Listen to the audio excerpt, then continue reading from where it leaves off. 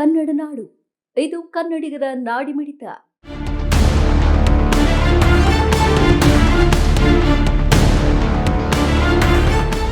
Conveyor belt ಅಳವಡಿಸಿದ ಗಣಿ ಕಂಪನಿಗಳು, ಮೈನಿಂಗ್ ಲಾರಿಗಳ ಭರಾಟೆಗೆ ಅಮಾಯಕರ ಬಲಿ. ಸುಪ್ರೀಂ ಕೋರ್ಟ್ ಆದೇಶಕ್ಕೆ ಕಿಮ್ಮತ್ತು ಇಲ್ವಾ? ಬಳ್ಳಾರಿ ಜಿಲ್ಲೆಯಲ್ಲಿ ರಸ್ತೆ ಅಪಘಾತಗಳ ಸಂಖ್ಯೆ ದಿನದಿಂದ ದಿನಕ್ಕೆ ಅಧಿಕವಾಗುತ್ತಲೇ ಇವೆ. ಅದರಲ್ಲಿಯೂ ಸಂಡೂರು ತಾಲೂಕಿನ ವ್ಯಾಪ್ತಿಯಲ್ಲಿ ರಸ್ತೆ ಅಪಘಾತಗಳು ಸರ್ವೇ ಸಾಮಾನ್ಯ ಎಂಬಂತಾಗಿದೆ. ಇತ್ತೀಚೆಗೆ ಸಂಡೂರಿನ ಬಳಿ ನಡೆದ ಕಾರು ಹಾಗೂ ಮೈನಿಂಗ್ ಲಾರಿ ನಡುವಿನ ಅಪಘಾತವು ರಸ್ತೆ ಸುರಕ್ಷತೆಯ ವ್ಯವಸ್ಥೆಯ ಲೋಪದೋಷಗಳ ಬಗ್ಗೆ ತಾಲೂಕು ಆಡಳಿತ, ಜಿಲ್ಲಾಡಳಿತ ಹಾಗೂ ಪೊಲೀಸ್ ಇಲಾಖೆ ಮತ್ತೊಮ್ಮೆ ಮರುಪರಿಶೀಲಿಸುವಂತೆ ಮಾಡಿದೆ.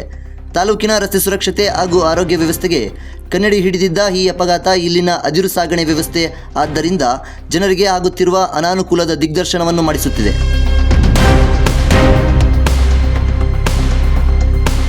ಗಣಿಬಾಧಿತ ಗ್ರಾಮಗಳಲ್ಲಿ ಅನಿಯಂತ್ರಿತ ಗಣಿ ಲಾರಿಗಳ ಅಬ್ಬರದ ಸಂಚಾರದಿಂದ ಜನರು ತತ್ತರಿಸಿದ್ದು, ಜನಸಾಮಾನ್ಯರು ತಮ್ಮ ಜೀವ ಕೈಯಲ್ಲಿಡಿದು ಸಂಚರಿಸಬೇಕಾದ ಪರಿಸ್ಥಿತಿ ಸೃಷ್ಟಿಸಿದೆ.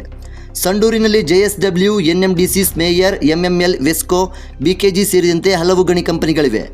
ಈ ಗಣಿಗಳಿಂದ ವಾರ್ಷಿಕವಾಗಿ 35 ಮಿಲಿಯನ್ ಟನ್ ಅದಿರನ್ನು ಹೊರತೆಗೆದು ಮಾರಾಟ ಮಾಡಲಾಗುತ್ತಿದೆ.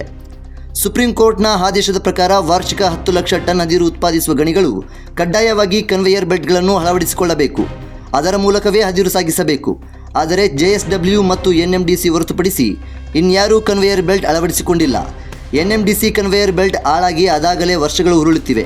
ಹೀಗಾಗಿ ಬಹುಪಾಲು ಅದಿರು ಲಾರಿಗಳ ಮೂಲಕ ರಸ್ತೆಯಲ್ಲಿ ಸಾಗಾಟವಾಗುತ್ತಿದೆ. ಈ ಭಾಗದ ರಸ್ತೆಗಳಲ್ಲಿ ಪ್ರತಿ 30 ಸೆಕೆಂಡ್ಗೆ ಒಂದು ಮೈನಿಂಗ್ ಲಾರಿ ಸಂಚರಿಸುವುದರಿಂದ ಇಲ್ಲಿನ ರಸ್ತೆಗಳು ವಿಪರೀತ ಸಂಚಾರ ದಟ್ಟಣೆ ಉಂಟಾಗಿದೆ. ಪ್ರತಿದಿನ 11,000 ಟಿಪ್ಪರ್ಗಳು ಓಡಾಡುವುದರಿಂದ ಬೈಕ್, ಬಸ್, ಆಂಬ್ಯುಲೆನ್ಸ್ ಸೇರಿದಂತೆ ಇತರೆ ವಾಹನಗಳ ಸವಾರರು ಪರದಾಡುವಂತಾಗಿದೆ. ಎಲ್ಲ ಗಣಿ ಕಂಪನಿಗಳಿಗೆ ಮತ್ತು ಬೃಹತ್ ಕೈಗಾರಿಕೆ ಸುಪ್ರೀಂ ಕೋರ್ಟ್ ಆದೇಶವೊಂದನ್ನು ಹೊರಡಿಸಿತ್ತು.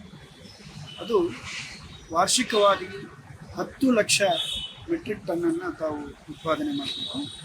ಅದು ಸಾಗಾಣಿಕೆ ಕನ್ವೇಯರ್ ಬೆಲ್ಟ್ ಮುಖಾಂತರ ಮಾಡಬೇಕು ಅಂತೇಳಿ ಒಂದು ಸೂಚನೆಯನ್ನು ನೀಡಿತ್ತು.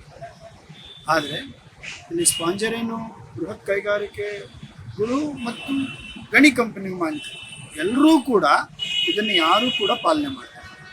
ಅವರು ಸರಳವಾಗಿ ಆಚರಣೆ ಮಾಡುವುದನ್ನು ನೋಡ್ಕೊಂಡ್ಬಿಟ್ಟಿದ್ದಾರೆ. ಉತ್ಪಾದನೆ ಸುಪ್ರೀಂ ಕೋರ್ಟ್ ಆದೇಶ 10 ಲಕ್ಷ ಇದ್ದರೆ 35 ಲಕ್ಷಕ್ಕೆ ನೀರು ಉತ್ಪಾದನೆ ಆಗ್ತಾ ಇದೆ. ಇವರು ತಗೊಳ್ಳೋದ್ರಲ್ಲಿ ಅತಿ ಕಮ್ಮಿ ಖರ್ಚಲ್ಲಿ, ಅಂದರೆ ಒಂದು ಕನ್ವೇಯರ್ ಬೆಲ್ಟ್ ಹಾಕ್ಲಿಕ್ಕೆ ಸುಮಾರು ಕೋಟ್ಯಾಂತರ ರೂಪಾಯಿ ಖರ್ಚಾಗುತ್ತೆ. ಆ ಖರ್ಚನ್ನು ತಪ್ಪಿಸ್ಲಿಕ್ಕೆ ಇವರು ಲಾರಿಗಳ ಮುಖಾಂತರ ಸರಕು ಸಾಗಣೆಯನ್ನು ಮಾಡ್ತಾರೆ. ಆ ಸರಕು ಸಾಗಾಣಿಕೆ ಸಂದರ್ಭದಲ್ಲಿ ಏನಾಗ್ತದೆ ಅಂತಂದರೆ ರಸ್ತೆಗೆ ತುಂಬ ತೊಂದರೆ ಆಗುತ್ತೆ, ಅಲ್ಲಿ ಮಕ್ಕಳಿಗೆ ತೊಂದರೆ ಆಗುತ್ತೆ, ಓಡಾಡಲಿಕ್ಕೆ, ಪಾದಚಾರಿಗಳಿಗೆ, ವಾಹನದಾರರಿಗೆ ಎಲ್ರಿಗೂ ಕೂಡ ತೊಂದರೆ ಆಗುತ್ತೆ. ಅದರಿಂದ ಬರ್ತಕ್ಕಂಥ ಧೂಳಿಗೆ ಮಾರಕ ರೋಗಗಳನ್ನು ಇವತ್ತು ನಾವು ಅನುಭವಿಸ್ಬೇಕಾಗುತ್ತೆ.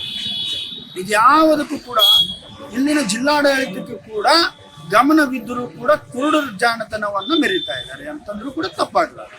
ಹೀಗಾಗಿ ತಕ್ಷಣವೇ ಇದನ್ನು ಸುಪ್ರೀಂ ಕೋರ್ಟ್ ಆದೇಶ ಏನಿದೆ ಆ ಆದೇಶದ ಪ್ರಕಾರ ಅವರು ಪಾಲನೆ ಮಾಡಲೇಬೇಕು. ಫ್ಯಾಕ್ಟ್ರಿಯವರಾಗಿರ್ಬೋದು, ಗಣಿ ಕಂಪನಿಗಳಾಗಿರ್ಬೋದು, ಪಾಲನೆ ಆಗಲೇಬೇಕು. ಇಲ್ಲ ಅಂತಂದರೆ ಸಾರ್ವಜನಿಕರ ಜೊತೆಯಲ್ಲಿ ಬೃಹತ್ ಹೋರಾಟಗಳನ್ನು ಹಮ್ಮಿಕೊಳ್ಳೋದು ಸತ್ಯ, ತಥ್ಯ ಮತ್ತು ಅಷ್ಟೇ ಖಚಿತವಾಗುತ್ತೆ ಅಂತೇಳಿ ಹೇಳ್ಬೋದು. ಇದು ಬಹಳ ಗಂಭೀರವಾಗಿ ತಗೊಳ್ಬೇಕಾಗತ್ತಂದರೆ ಇಲ್ಲಿ ವಾಯುಮಾಲಿನ್ಯ ಇಲಾಖೆ ಕೂಡ ಕಂಪ್ಲೀಟ್ ಆಗಿ ಫೇಲ್ಯೂರ್ ಆಗಿದೆ. ವಾಯುಮಾಲಿನ್ಯ ಇಲಾಖೆದವರು ನಾವು ಧೂಳಿನ ಪರವಾಗಿ ನಮ್ಮ ಇಲಾಖೆ ಇರೋದೇ ಅದಕ್ಕೆ ಅಂತ ಹೇಳ್ತಾರೆ. ಆದರೆ ಆ ಇಲಾಖೆ ಎಲ್ಲಿ ಕೆಲಸ ಮಾಡ್ತಾ ಇದೆಯಾ ಅಂತಂದರೆ AC ರೂಮಲ್ಲಿ ಕೆಲಸ ಮಾಡ್ತಾ ಇದೆಯಾ ಅಂತಂದರೆ ತಪ್ಪಾಗಲಾರ್ದು. ಎಲ್ಲಿ ಕೂಡ AC ರೂಮ್ ಬಿಟ್ಟು ಹೊರಗಡೆ ಬಂದು ಆಡಳಿತ ಅಂದರೆ ನೇರವಾಗಿ ಒಂದು ನೋಡಿದ್ದು ವ್ಯವಸ್ಥೆ ಇವತ್ತಿನವರೆಗೂ ಚರಿತ್ರೆ ಇಲ್ಲ ಅವ್ರದ್ದು. ನೇರವಾಗಿ ಬಂದು ನೋಡಲೇ ಇಲ್ಲ. ಗಣಿ ಫ್ಯಾಕ್ಟ್ರಿಗಳಲ್ಲಿ ಇವತ್ತು ಇನ್ನೊಂದು ವಿಷಯ ಕೂಡ ಇದರಲ್ಲಿ ಬಾಯ್ಲರ್ಗಳು ಏನಿರ್ತವೆ ಅದರಲ್ಲಿ ಕೂಡ ಸ್ಮೋಕ್ ಹೊರಗಡೆ ಬರುತ್ತೆ. ಅದನ್ನು ಕೂಡ ತಡೆಗಟ್ಟುವಂಥ ಕೆಲಸ ಆಗ್ತಾ ಇಲ್ಲ. ಅದ್ರ ಜೊತೆಗೆ ಇದೊಂದು ಈ ಲಾರಿಗಳು ಧೂಳು ಜಾಸ್ತಿ ಆಗ್ತಾ ಇದೆ. ಏನು ಮಾಡ್ತಾ ಇದೀವಿ ಈ ಇಲಾಖೆಗಳೆಲ್ಲ ಅನ್ನೋದು ಕೂಡ ಸಾರ್ವಜನಿಕರ ಪ್ರಶ್ನೆ ಆಗಿದೆ. ಹೀಗಾಗಿ ಈ ಮಾಧ್ಯಮಗಳ ಮುಖಾಂತರ ನಾನು ಒತ್ತಾಯವನ್ನು ಮಾಡ್ತಾ ಇದ್ದೀನಿ ಜಿಲ್ಲಾಡಳಿತಕ್ಕೆ, ಸೂಕ್ತವಾದ ಕ್ರಮಗಳನ್ನು ಕೈಗೊಂಡಿಲ್ಲ ಅಂತಂದರೆ ಸಾರ್ವಜನಿಕರ ಜೊತೆಗೂಡಿ ಬೃಹತ್ ಹೋರಾಟಗಳನ್ನು ಹಮ್ಮಿಕೊಳ್ಳುತ್ತೀವಿ ಅಂತೇಳಿ ಈ ಸಂದರ್ಭದಲ್ಲಿ ನಾವು ಎಚ್ಚರಿಕೆಯನ್ನು ನೀಡುತ್ತೇವೆ. 2022ರಿಂದ 2024ರವರೆಗೆ ಸುಮಾರು 330 ಅಪಘಾತಗಳು ಸಂಭವಿಸಿದ್ದು, ಅದರಲ್ಲಿ 126 ಜನರು ಮೃತಪಟ್ಟಿದ್ದಾರೆ, 310 ಜನ ಗಾಯಗೊಂಡಿದ್ದಾರೆ. ಈ ಭೀಕರ ಅಪಘಾತಗಳಿಂದ ಕೆಲ ಜನರು ಶಾಶ್ವತವಾಗಿ ಅಂಗವಿಕಲರಾಗಿ ಕಷ್ಟದ ಜೀವನ ನಡೆಸುತ್ತಿದ್ದಾರೆ. ಇದಕ್ಕೆಲ್ಲ ರಸ್ತೆ ಮೂಲಕ ಅದಿರು ಸಾಗಿಸುತ್ತಿರುವುದೇ ಮೂಲ ಕಾರಣ. ಅದಿರು ಸಾಗಣೆಗೆ ಸುಪ್ರೀಂ ಕೋರ್ಟ್ ಸೂಚನೆಯಂತೆ ಕನ್ವೇಯರ್ ಬೆಲ್ಟ್ಗಳನ್ನು ಸಮರ್ಪಕವಾಗಿ ಅಳವಡಿಸಿಕೊಂಡರೆ ರಸ್ತೆ ಮೂಲಕ ಅದಿರು ಸಾಗಿಸುವುದು ಗಣನೀಯ ಪ್ರಮಾಣದಲ್ಲಿ ಇಳಿಕೆಯಾಗಲಿದೆ, ಅಪಘಾತಗಳು ತಗ್ಗಲಿವೆ ಎಂಬುದು ಜನರ ಅಭಿಪ್ರಾಯವಾಗಿದೆ. ಗಣಿ ಮಾಲೀಕರ ಅಧಿಕಾರಿಗಳ ಇಚ್ಛಾಶಕ್ತಿಯ ಕೊರತೆಯಿಂದ ನ್ಯಾಯಾಲಯದ ಆದೇಶವು ಸಮರ್ಪಕವಾಗಿ ಜಾರಿಯಾಗುತ್ತಿಲ್ಲ. ಕನ್ವೇಯರ್ ಬೆಲ್ಟ್ ಹಾಕದ ಗಣಿಗಳ ಬಗ್ಗೆ ಜಿಲ್ಲಾಡಳಿತ, ಸಿಇಸಿಯು ಸಹ ನಿರ್ಲಕ್ಷ್ಯ ವಹಿಸಿದೆ ಎಂಬ ಆರೋಪ ಜನರಿಂದ ಎದುರಾಗಿದೆ.